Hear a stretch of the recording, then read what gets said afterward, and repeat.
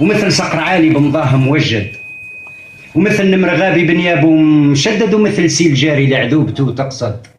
هذا وصف إنسان لعروبته يمجد، عزة وكرامة ونيف، وأصل النبي أكد. الكتاب الغالي عربي والجناس فيه تمدد، الأرض والعرض والبيت الأقوام كلها تقصد.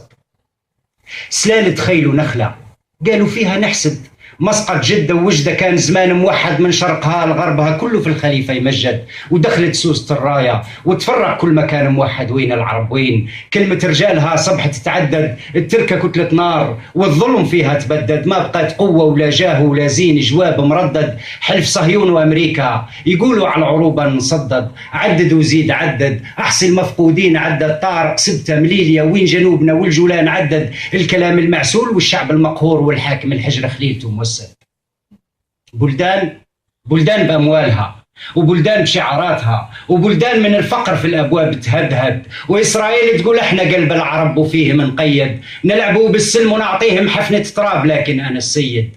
طعم أولادك يا صقر وارجع لسماك معاهم وصيد، اركض يا غزال في سحاريك وصول في قلبهم وتريد. ما نقول تلغوا الرايات يا عرب، لكن كلامكم يكون موحد.